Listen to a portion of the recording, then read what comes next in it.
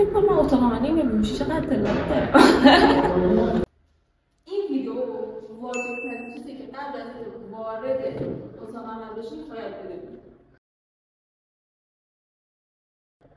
اولا که شما اگر هر بیماری داشته باشین باید به ما بگید. این بیماری میتونه چی باشه؟ میتونه مشکلات اعصاب روان باشه، میتونه مشکلات تیروئیدی باشه، میتونه مشکلات قلبی دیابتی باشه. درسته که شما قبلش این آزمایش ها میبینید، ولی مثلا اگر شما به جراحتون نگید که من مشکل تیروئید دارم، آزمایش روتینی نیست که بخواد برای شما بنویسه و اون وقت اون کسی که توی بیهوشی دچار مشکلی میشه شمایی. اونی که اگر که مشکلی داره و نمیگه دچار ضرر میشه قطعا خود شمایی.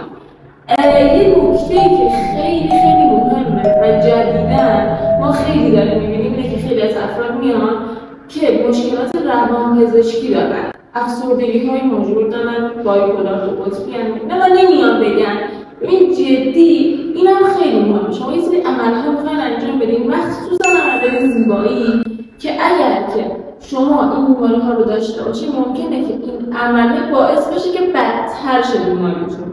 به خاطر همین روانپزشکی وجود داشته باشه، شما زیر نظرش باشین و تایید بکنید که عمل زیبایی واسه سلامت شما خطر نداره. شما وقتی که وارد این اتاق میشین باید چند تا نکته رو رعایت کنید.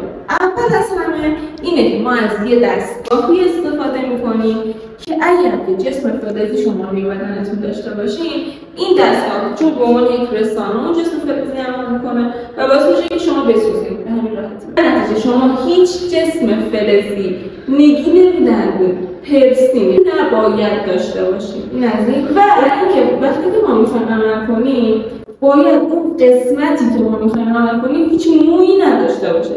مو توی زخم باعث عفونتش میشه.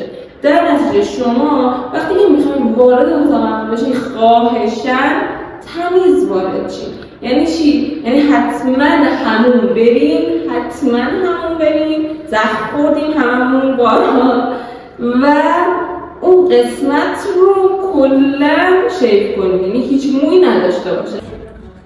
این شاید برای شما فقط 3 تا حرف باشه ولی واسه ماها یه دنیاییه واسه خودش. این یعنی چی؟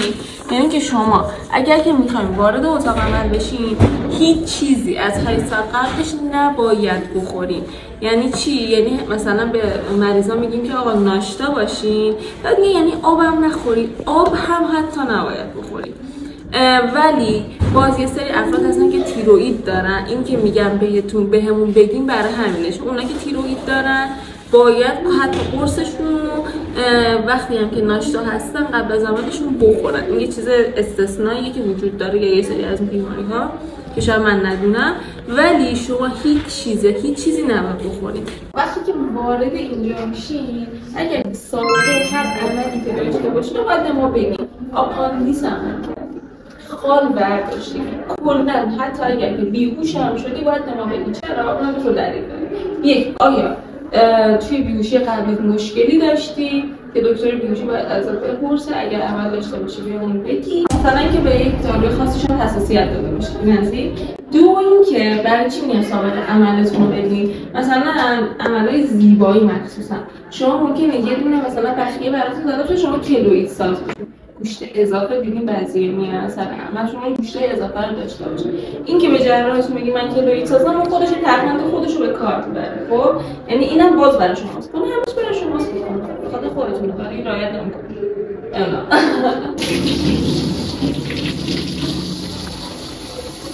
شیر، تخم مرغ، سویا، بادمجون 4 تا چیز مسخره از نظر بقیه ولی میتونه کل سلامتی شما رو تحت تاثیر قرار بده.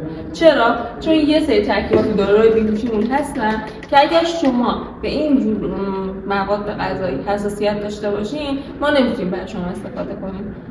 اصلا من فکر کنم اتاق عملی بیهوشی چقدر اطلاعات داره.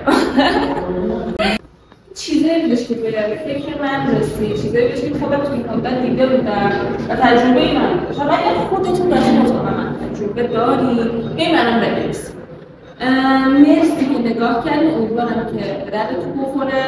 امیدوارم که البته اگر میرین اتاق عمل بعد عمل زیبایی فقط برید، نه مثلا برای اینکه ببینید بچه‌ها دنیا می‌بینید اگر خانمی در این کلا نگید اتاق عمل. ولی کلا امیدوارم که خوشتون اومده باشه. میدونید که دیگه دوستتون دارم. خدافظ.